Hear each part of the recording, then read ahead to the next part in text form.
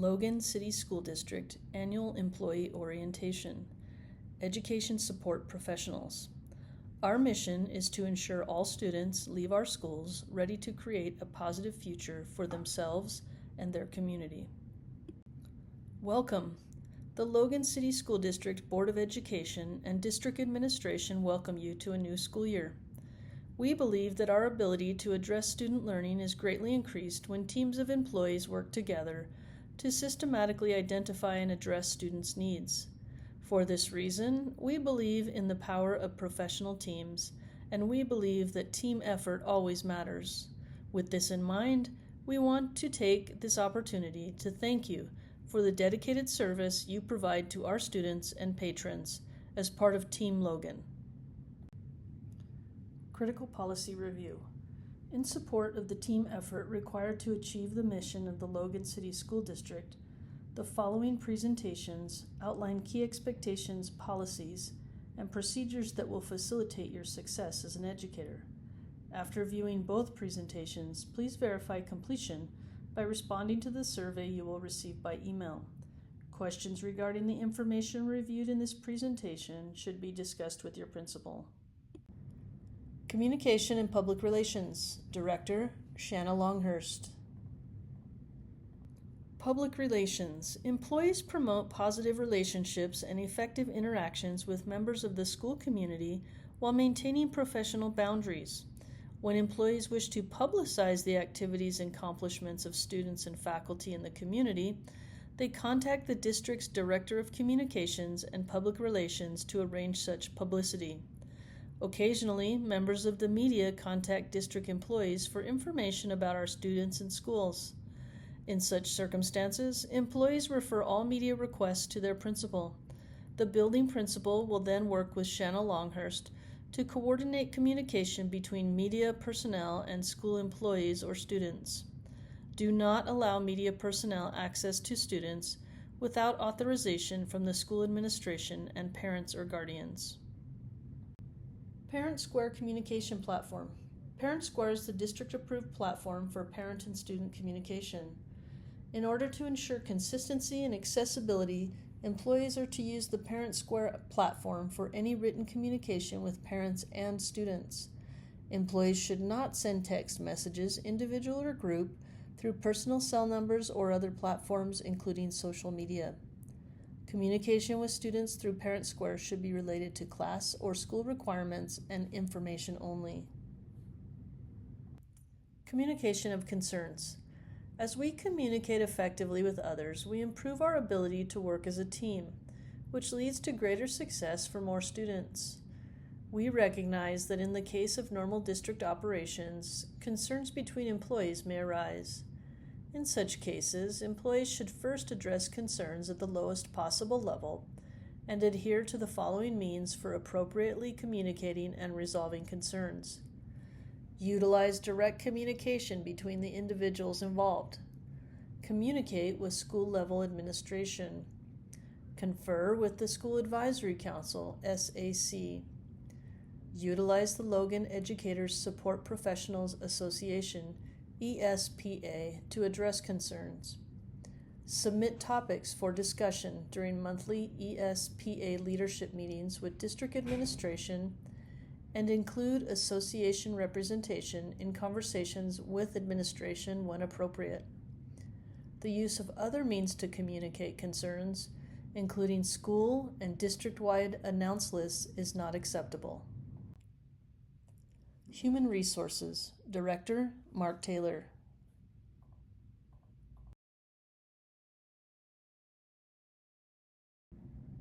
General information and assistance. As you navigate your career in the Logan City School District, our human resource and payroll specialists are here to help. Here is a list of common contract and payroll inquiries and the name of the specialist who can best assist you.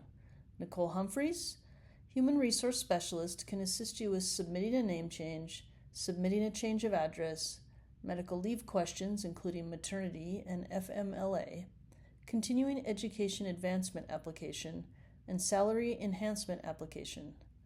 Blanca Galvan or Elsa Aquina, payroll specialists, can assist you with bank deposit changes, paycheck discrepancies, insurance and medical benefits, paid leave balances, and income verification.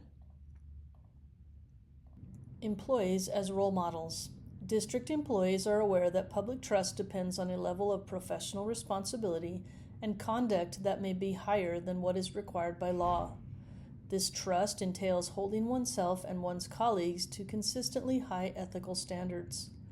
District employees are role models of civic and societal responsibility, and as such must demonstrate professional conduct that is befitting a district employee, aligns with district and school policies and procedures, complies with federal, state, and local laws, and reflects professional ethics and standards outlined in state rules and regulations.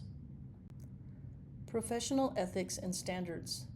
Utah State Rule outlines specific professional ethics, standards, conduct, and responsibilities designed to promote student safety and welfare, guide employee decision-making, foster public confidence in public education, and advance the profession's ability to withstand public scrutiny.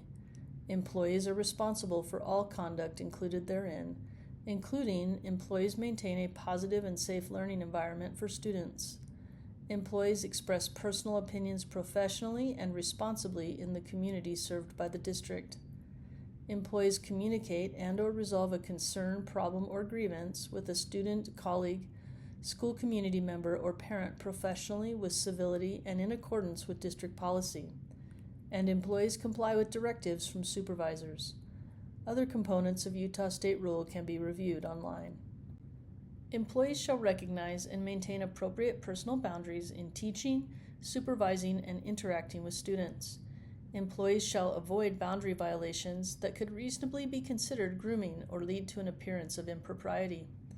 Guidelines for maintaining appropriate professional interactions and boundaries include, but are not limited to, the following: providing gifts, special favors, or preferential treatment to an individual or group of students; touching a student in a way that makes a reasonably objective student feel uncomfortable; discriminating against a student on the basis of sex, race, religion, or any other protected class; engaging in any sexual conduct with a student, including the sharing of sexually explicit or lewd communication, images, or photographs; telling or making risque jokes or comments to or in the presence of a student; discussing an employee's personal life or personal issues with the student; meeting alone with a student, whether on or off campus, including in rooms with covered windows; communicating with individual students using social media platforms; communicating with individual students by email, texting, or phone for non-educational purposes. Education Support Professionals Negotiated Agreement. Employees are responsible to know and abide by the policies and provisions outlined in the district's Education Support Professionals Negotiated Agreement.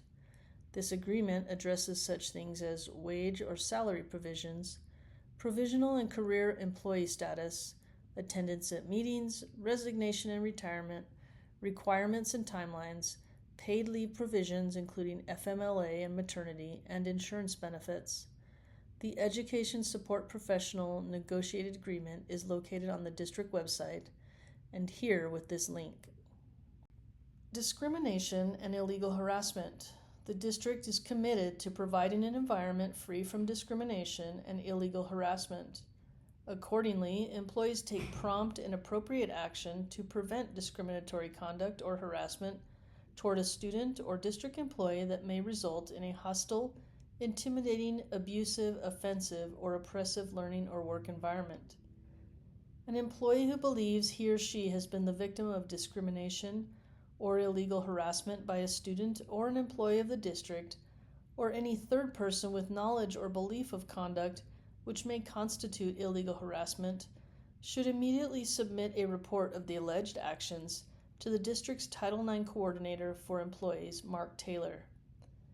Any employee who knows of or suspects any conduct that is directed at an employee, is sexual in nature, and occurs at school and/or the work environment must immediately report such conduct to the district's Title IX Coordinator for Employees.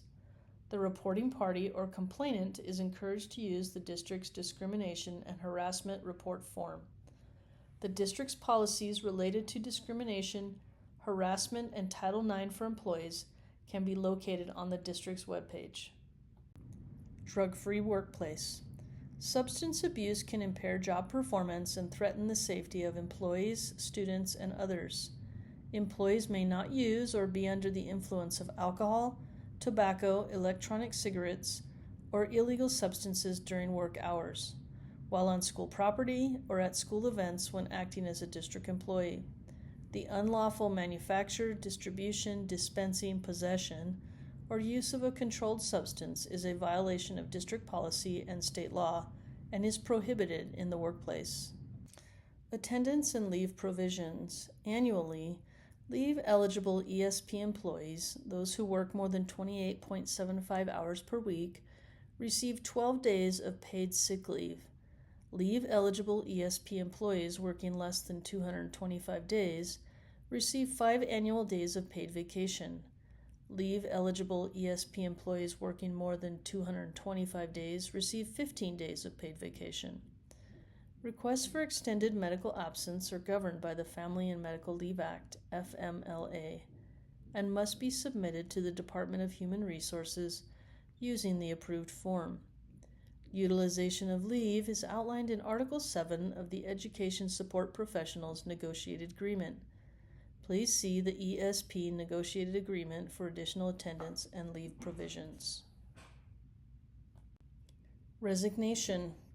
If a contract ESP intends to resign upon conclusion of the present contract term and or prior to the next contract term, a $500 early declaration award is received if the resignation notice is received by the last business day in December of the present contract term.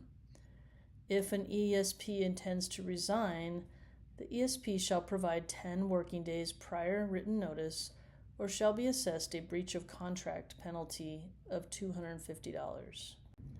Retirement. Contract ESP's notice of retirement is to be provided to the Department of Human Resources using the approved form. Timelines and early declaration awards or penalties include: if a contract employee intends to retire upon conclusion of the present contract term, a $500 yearly declaration award is received if the retirement notice is received by the last business day in December. If a contract employee intends to retire at the conclusion of the present contract term, the employee's notice of retirement must be received no later than the last business day in January. Otherwise, a $2,500 late notification penalty is assessed. Reporting employee misconduct. Any employee who has reason to believe that an employee has violated the standards outlined in this presentation and or defined by district policy or state rule shall immediately report such conduct to an appropriate supervisor or school principal. Failure to report suspected employee misconduct may result in disciplinary action. In circumstances where employee misconduct is alleged or reported by students, parents, employees, or others, employees are provided an opportunity to respond to the reports or allegations. Often, this opportunity occurs in a face-to-face conversation between the employee and the employee's principal, or in some circumstances, the employee may receive a written request for information. Information gathered in face-to-face conversations and or from a request for information helps your principal determine whether or not the report or allegation is substantiated. Employees are expected to fully cooperate with their principal in assessing the situation at hand.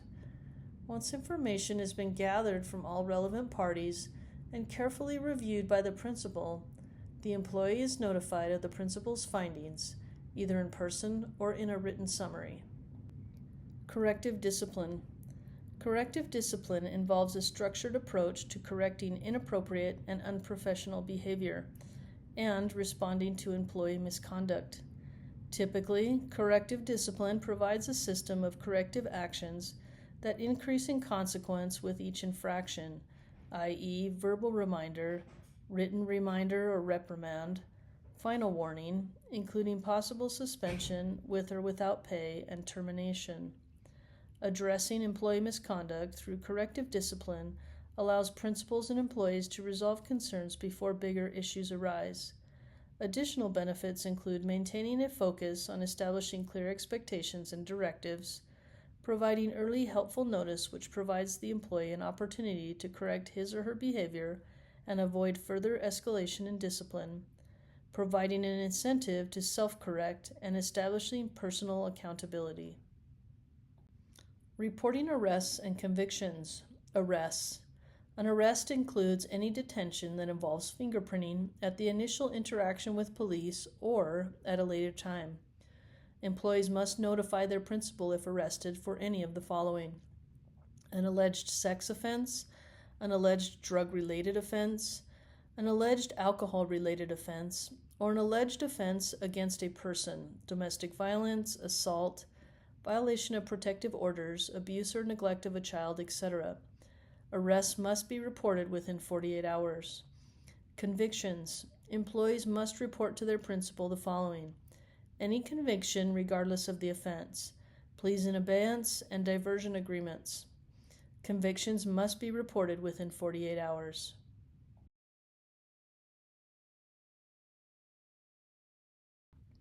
Positive learning environment. To ensure students experience a positive learning environment in every classroom, the district promotes the principles and practices commonly known as positive behavior interventions and supports, PBIS. Employees are responsible for actively promoting PBIS principles, including establishing clear, specific rules and expectations, explicit teaching of rules and expectations, utilizing systematic reinforcement of rules and expectations, and consistent correction of behavioral errors. Additionally, employees maintain a positive learning environment for students and work toward meeting educational standards required by law. Their actions include, but are not limited to, supervising students appropriately at school and school-related activities, demonstrating honesty and integrity by strictly adhering to all state and district instructions and protocols, following policies and directives regarding teaching and supervising students, and refraining from promoting personal opinions, personal issues, or political positions as part of the instructional process in a manner inconsistent with law. Student Services. Director of Student Services, Melissa Richardson. Safe learning environment. Providing a safe learning environment is essential for student success. Therefore, all employees have a responsibility to model and advocate appropriate behavior and interactions, provide a learning environment free from bullying, cyberbullying, hazing, harassment, and discrimination, take prompt and appropriate actions to prevent such behavior, promptly intervene whenever such behavior is observed, or whenever made aware of such behavior, and immediately report such behavior to their principal. Student safety. When on school property, at a school-related or sponsored event, on a school bus, at a school bus stop, or while the student is traveling to or from a school location or school-related or sponsored event, employees and students are prohibited from engaging in bullying, cyberbullying, and hazing. Bullying. Bullying means intentionally committing a written, physical, or verbal act that a reasonable person should reasonably foresee will have one of the following effects: physical or emotional harm to the student or school employee, damage to the student or school employee's property, placing the student or school employee in reasonable fear of harm or damage to their property, or creating a hostile, threatening, humiliating, or abusive educational environment due to the pervasiveness, persistence, or severity of the actions, or a power differential between the bully and the target substantially interfering with a student having a safe school environment necessary to facilitate educational performance, opportunities, or benefits. Cyberbullying. Cyberbullying means using the internet, a cell phone, or another device to send or post text, video, or an image with the intent or knowledge, or with reckless disregard that the content will hurt, embarrass, or threaten an individual, regardless of whether the individual directed or consented to the conduct or voluntarily accessed the electronic communication. Any communication of this form that is generated off campus but causes or threatens to cause a material and substantial disruption at school, or interference with the rights of students to be secure may also be considered cyberbullying. Hazing.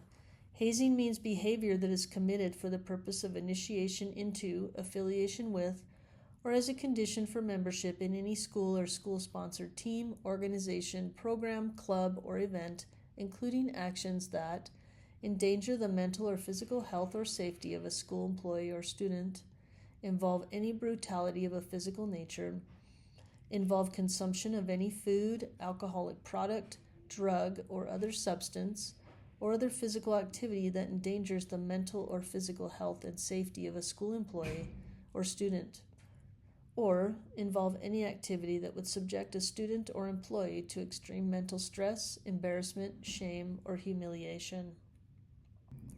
Harassment and discrimination. The district is committed to providing an environment free from discrimination and illegal harassment. Harassment and discrimination are defined as repeatedly communicating to another individual in an objectively demeaning or disparaging manner statements that contribute to a hostile learning or work environment for the individual. Unwelcome conduct that is demeaning or derisive or occurs substantially because of an individual's race, color, ethnic background, national origin, religion, creed, age, citizenship, or disability, and which creates a hostile learning or work environment. Conduct, including words or gestures, and other actions which illegally disadvantages an individual, and any unwelcome treatment that is sexual in nature or occurs substantially because of the gender of the victim, which creates a hostile learning or work environment. Employees may review the district's policies related to discrimination and harassment of employees on the district's website. Title IX. The provisions of Title IX prohibit discrimination in education programs and activities on the basis of sex. Employees are responsible to promptly report knowledge of discrimination or sexual harassment of any kind, including student-to-student discrimination or sexual harassment, student-to-employee or employee-to-student discrimination or sexual harassment, and employee-to-employee discrimination or sexual harassment. Complaints of alleged discrimination or sexual harassment may be filed in person, by mail, or electronically with the employee's principal and or one of the district's Title IX coordinators at the following address, telephone number, or email. Student discipline and corporal punishment. Employees shall utilize disciplinary procedures in accordance with state and federal laws, board policy, and as established by district and school procedures. Employees are responsible for knowing and abiding by permissible student discipline procedures at all times. Employees may not inflict or cause the infliction of corporal punishment, which is defined as the intentional infliction of physical pain upon the body of a minor child. Questions or concerns regarding permissible student discipline, procedures, or corporal punishment should be addressed with your principal. Student confidentiality. Students' personally identifiable information is protected under the Family Educational Rights to Privacy Act, FERPA, and the Health Insurance Portability and Accountability Act, HIPAA. Such information includes the student's name, the student's parents' names or other family members' names, the student's address, personal identifiers such as the student's social security number or student number, and a list of personal characteristics or other information which would make it possible to identify the student with reasonable certainty. Students' personally identifiable information must be kept confidential and may not be shared with outside entities except as identified in district policy. Parent consent for student surveys. Schools may not administer any of the following types of surveys without prior parent consent: any psychological or psychiatric examination, test, or treatment, any survey or analysis in which the purpose or evident intended effect is to cause the student to reveal information, whether the information is personally identifiable or not, concerning the student's or any family member's political affiliations, political philosophies, mental or psychological problems, sexual behavior, orientation, gender identity, or attitudes, illegal, antisocial, self-incriminating, or demeaning behavior, critical appraisals of individuals with whom the student or family member has close family relationships, religious affiliations or beliefs, legally recognized privileged and analogous relationships such as those with lawyers, medical personnel, or ministers, income except as required by law. Student images. Employees may not publish student images on the employee's personal social media accounts.